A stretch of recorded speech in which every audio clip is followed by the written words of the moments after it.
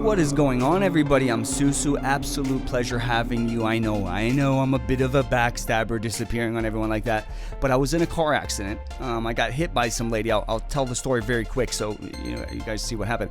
So I get hit by this lady. She drills me. She ends up holding the gas down for about 30 seconds all the way up the street, around the corner, just holding it down. It was crazy. I thought something must be, I don't know what I thought. I mean, I was literally trying to figure out as this thing was happening to me.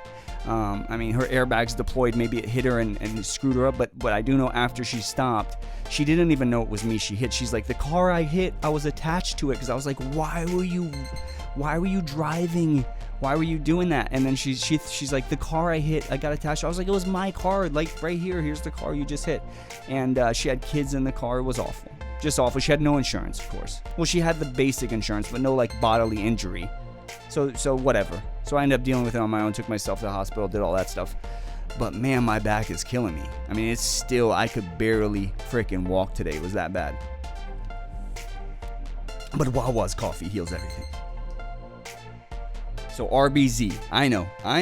And there was a very nice person that was following me. They have now since unfollowed me because I said I would have the video up in time. But hey, life shows up. There's not much I can do about that, guys. Every now and then you're going to get hit by a car. Hit and crash, accident. You're going to have somebody die. You're going to fall ill. Like I can't prevent that from happening. And when it does, you have to address those things and then get your life situated. But looking at RBZ, and I feel like I said this before, but one of the problems I had with RBZ from the very beginning was the tight range that it's in. We're going to go right in here. We're going to change it. I've been using the Bollinger Bands. We're going to go into the EMA. We're going to change that to 5913. It's already there. Perfect. Look at this chart, guys. Look at what I'm looking at. Ladies, gentlemen, what do you see? Nothing. Do you see how tight? Look, it's so tight. When you try to pull these lines up, look at how ridiculously tight that gets. That is a problem for someone like me who's into charting. You can't see anything. You cannot see anything because there's nothing to see. It's basically like a flat line. And that's a problem big time for someone who's trying to do some charting. Now, one of the things you could do is you can get rid of the SMA and the EMA, and then the chart opens up because it goes to the candles. Looking at that, 1 month it goes from 475. Matter of fact, if we go back here, this is where I was like, hey guys, you might have something coming. I think it was like around this range. May have been here somewhere, and then it like went to there. Yeah, it was like from here, like it was like 420, 424, and then it popped up to 473. That was when I thought a pump was coming, and of course they tried. That's what that is. Like, don't get it twisted. They did try to pump it that day, but it just didn't pan out. Looking at this from a longer term range, if we pull up the 6 month, I was looking at it trying to figure, is there some trend lines I can find in this thing? So I snapped the picture. I was just looking at it, and even there you really don't have, because with trend lines you want to make sure you have 3 lines that touch with nothing in between breaking through. This way you can try to verify a trend.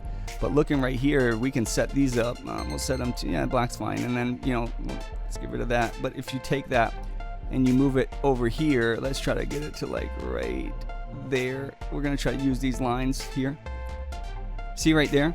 That would be like your bottom, and here of course would be your top. But look at the top, like there's almost nowhere to go with it, because look, those up there, all they technically count because it went there. I mean, you can do like what some traders do and they chop those off. Anything ultra dramatic, they chop it off. So that would bring it like down to this range here, like somewhere around here almost, because they would be like, I'm taking all the ridiculous pumps away, and I'm going to try to get an idea of what it's truly doing. And that would throw you like in the range of something like that right there. That'd be a falling wedge for the most part. Almost, not quite. Yeah, I mean, almost. But looking at that, if you actually take a look at that and you bring it all the way to there, what you find out is that it's just now about to come out of the top end of that. And at the same time of it being about to come out of the top end of that, if you look, it's totally flatlined here. So being that it's totally flatlined in that range right there, see how it's flatlining right there? Look at that. Right here, it's become totally flat. Now the crazy thing is the person, that the follower of mine, Sayed or something, I think it was Sayed, they actually were like, hey, I read on NASDAQ it says go to 377. Well, it sure did. Like, it went straight to 377, which is crazy. It was right. But this is why something like this is so problematic. Now I'll give you a quick example because I don't want to waste too much time. A quick example of what a trader like me wants to look for. Okay, so recently I got some shares of BMY. Actually, I bought shares, but I also bought options. And the reason why, just 20 contracts, nothing crazy. But the reason why I did it, I went for the $47 calls expiring June 12th. Forgive me, July 12th. Now, the reason why I did that is because when you're a trader who likes to use charts and technical information, one of the things you can do is you can actually use the EMA, SMA, or you can use, for instance, the Bollinger Bands, or a mix of the two. Let me just make sure. Yeah, that'll give us the 20, 50, 200, and the Bollinger Bands. When you pull this up, you can see why I like to keep it simple. I don't like stuff that gets so tight like that. And when I think something can, I just get out of it as soon as I possibly can. I'll often get out of it because I don't like when something doesn't have a trend going upwards. You can often do the linear regression line. And if you do the linear regression line and you see that it's like this, that's okay. But when you see it straight down, to me, that's a big problem because those are so hard to call, right? And then obviously, as I showed you, when you actually pull up the EMA, SMA on RBZ, it's just totally flatlined. Well, look at something like this, and we'll go back to the 1 year. We're gonna have to do some plugging and pulling, but we'll give you guys an idea of what I'm saying by you can simplify things. So if you look at, actually with 6 month is fine. If you look at this 6 month chart, you can see why I decided, let's go with this for an options play, because look at how it's been acting. Whenever it goes towards the end of its Bollinger Bands, or forgive me, the bottom of its Bollinger Bands, look right here. So I'll circle the areas where it popped out of the Bollinger Bands. Remember, if it pops out the top, then that signals that you should sell, right? That's a sell point where you should sell your shares and then wait for it to drop and get them back. And where it pops out the bottom is where you should buy them back. Okay? And let's see how accurate this has been over the last year. And as you can see, it's been pretty accurate. Okay, now this is the kind of stock that barely moves. So, of course, being that it barely moves, so look, here was a buy signal. Matter of fact, here was a buy signal too, because it fell at the bottom. There was the sell signal. So let's say you're playing this game. No, this isn't a sell signal. Sorry, that's not the top of it right there. All right, so there you go. So look at this. I mean, this is fairly crazy how well this has worked, because look, it said buy there and then it went up, and then it said nothing and it dropped big time, but it fell out of the Bollinger Bands there and it said buy, and look where it went. It went all the way up to right there where it came out again. It said sell and it did drop, but then it came back up and then it said sell again, and then it dropped. It actually dropped to right there, and then it said it would go up. Well, had you did that, you would have bought it back, and then it would have been dropping shortly thereafter. But it pops out the bottom right there. As you can see, it barely pops out, but it does. And that's a buy signal, and it heads right back up. Okay? And then it pops out and it says sell, and it goes down. So when you got something like this, where it's like, oh my God, like that seems so simple. Well, that's what you want to work with, and that's not what RBZ is giving me. RBZ doesn't give me. So of course, I just want to point out the reason why I, of course, bought the options is because if you're going off the Bollinger Bands situation there, let's go to the 3 month. Get out of here. You can see why I did it, because look, I wanted to try to get the replica of this, so I bought the $47 calls, because look, the last time it popped out, it went up to what is that, 40, a little over 48, and then it came down and then fell out again, and then it went all the way up to 49. Okay, and then it popped out right there. You can see it popped out the top of the Bollinger Bands, then it dropped, and look, it just popped out there. So I bought it, and so far it's been doing it. So we want to, I'm looking to get like 150, 200% return on the options, which I got for like, I think the average, I got 16 cents on average, because I bought them at like 20, then I bought them at like 17, I bought them at 12, and so I was buying them at different prices. So it's like a 16 something average, $16.50 average per contract. And I'm hoping if it gets anywhere near 47, a little bit over that, then of course that would be trading for somewhere around like 60 or 70, and that would be a great return, because that would be like, a couple 100% return. And that's the way I like to do things. I can't stand it when I don't have any idea what's going to happen, and I can't use tools. And that's what happened with me with RBZ. Is this? I resorted to just counting volume and saying, because on these other days when there was very low volume and volume got abysmal, they would attempt to pump it, and often it would fly. Well, I thought that with that, and they tried so hard. It went from like I said, 420 to 473 the next day. They tried, no one picked up. Instead, a lot of people who were waiting ended up just selling off into it, because they were like, I want out. So a lot of these people who acted like they were ready to stay forever, as soon as they saw that 10-15% return, they were like, I'm gone, and they left. And I get it, because it was a scary thing. But there was another thing I ended up finding out about. I actually ended up sending RBZ a tweet. I went to their Twitter account and I actually sent a tweet to them. I was like, hey, at them. I actually added them and say, hey man, give me 1,000 shares of your company and I'll give you a quick fix. Now you guys might say that's ridiculous, but the reason why I did it, because what if it works? What if they're like, you know what? What if this guy really does have a quick fix for us, and whatever he is, whatever he has is effective and helps us a lot. And so I said, give me 1,000 shares of your company and I'll tell you what it is. Now it might be totally no way that's ever going to happen, but it's worth a shot. So let's look at what it is I saw that I didn't like. Okay, so I went to all the different sites, and this was one of the things I found out. And the reason why this is important, I'll explain in an analogy later. So drunk shoppers spend about $48 billion per year while intoxicated, mostly on Amazon. Okay, so they're spending $48 billion annually. Imagine if Rebonds could just get 1/10 of 1%. Hey Siri, what is 48 billion times 0.01? 48 billion times 0.01 is 480 million. So 480 million for 1%. So 1/10 of that would be $48 million of revenue by just getting 1/10 of 1% of what Amazon's mostly getting. So anyways, I went to these places and I was shopping. Pretended like I was having a gender crisis, and I went and bought some bikinis from Target. Now, as you can see, when you first go to the site, you just show up on the site and, nothing major. Matter of fact, so it was like that. We go to Target, type Target in Google, you go to Target, boom. Same thing with Walmart. It was like, you go to, and just type in Walmart, boom. That's what happens. You go to the site and there it is, and you go to the store and then you can shop. And the same thing, of course, with Amazon. I'm sure a lot of people have shopped at Amazon. So you have this situation where it's like, boom, you go to the site and you're ready to shop. I mean, you literally just start. I don't need to log in. I don't need to give them my information. I need to do nothing for them because they want me to spend my money there. And they hope I'm drunk while I do it. They're probably going to send me free liquor. We got some samples of liquor, Slam. We want you to drink all of this liquor and then come shop on our site so you can spend a portion of this $48 billion we're going to get from your ass while you drunk as a motherfucker. So check this out. You can shop at Amazon, no issues. You shop at Walmart. Look, I can literally buy this right now. I have no login, nothing, no passwords. They have no idea who I am. Boom, just add it to my cart right now. Look at this, add it to my cart. There, I got 2 things in my cart. I think I got pots and pans and that thing, all of which I did with no ID, no nothing, no name, no password, no email, none of that stuff. And I can check out and bam, same thing with Target. Now this was what my issue was.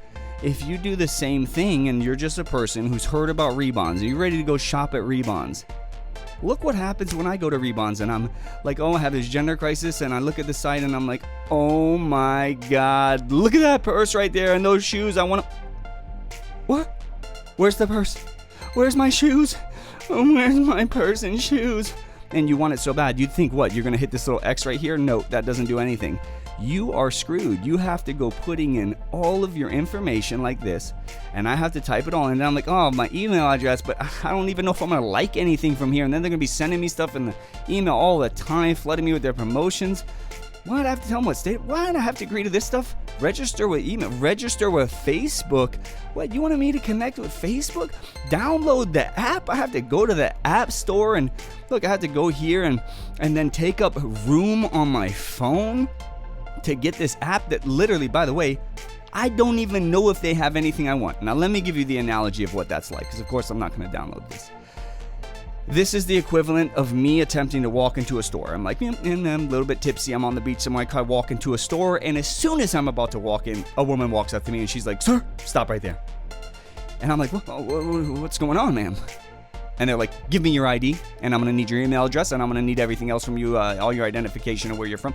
And I'm like, hold on. I just wanted to look around the store really quick. I think I like, and she's like, no, absolutely not, doing the whole blocking the eyes, with the hand thing. No, sir, you can't look in here. And you're like, well, I just want to see. I thought I saw something like having a gender crisis. I really like those. No, absolutely not. Give me your name, first and last. I need your email address and what country you're from. And you're like, what? But I'm a customer. I'm trying to come spend money. I don't even know if I want to spend it yet. I don't know if I want a relationship with you yet. But they're saying they don't care. You're not getting anywhere until you do this. Now I understand. If you go to their Twitter page and you click on their thing with /global, then of course they let you directly onto the site, which is why would they do that? Because you're identified. You went in through your Twitter account, so they're able to keep track of you. That is a horrible business practice.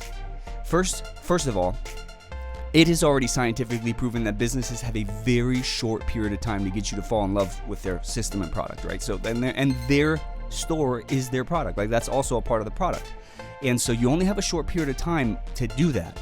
Rebonds kills it directly right away.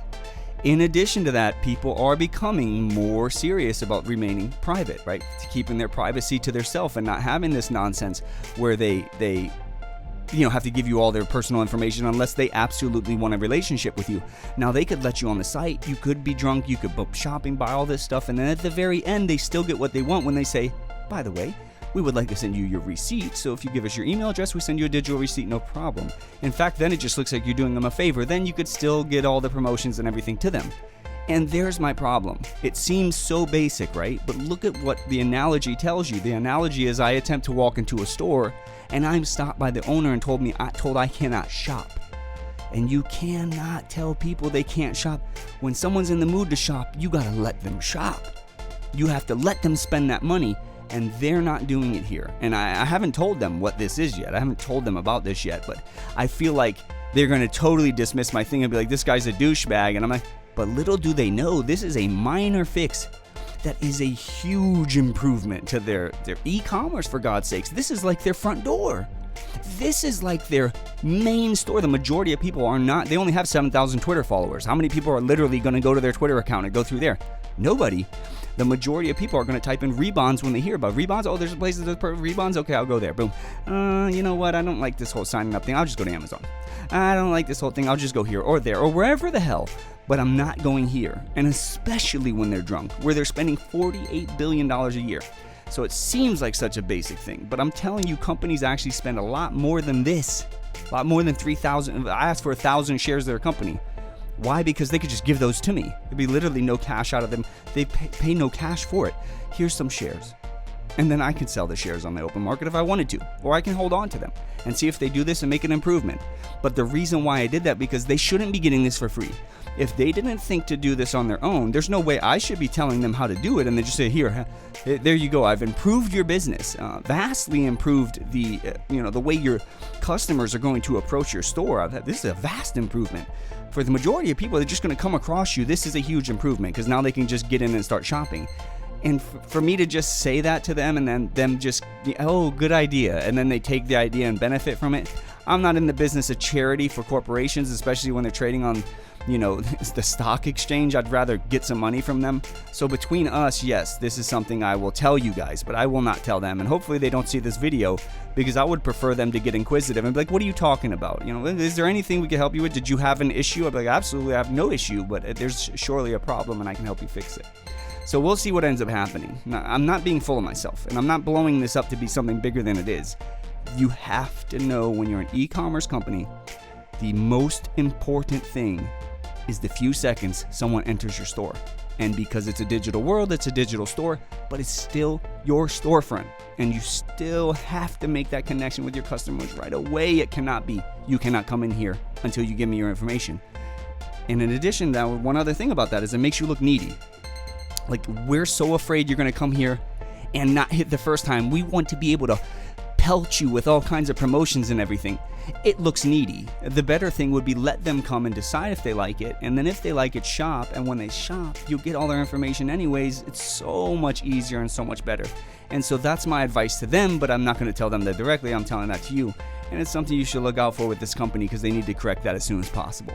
Because they're a small company, so this could potentially increase revenue by a few $1 million a year. With people being able to openly shop, it could potentially increase revenue a few million, like $1 to $2 million a year. It could be more than that. Me and you don't know, because we don't know the true numbers. We're not telling anybody that. But the truth is, they may be wondering why people go to the site but then don't shop. Well, there's your answer right there. You're kicking them out of the store as soon as they get there, or at least forcing them to stand at the front door and then, give you their information before you let them in. And that's very bad for business. So hey, I hope you guys understand what I'm saying here. Not trying to nitpick. I'm just saying this is unbelievably crucial for an online business. So I hope you guys find it valuable. I hope you understand why this is a little bit hard for me to chart. And I still hope you guys get everything you expected out of this stock because I want you to be wealthy and I want you to be happy. I love you guys. Thanks for showing up so I could show out, peeps. Peace. Broken.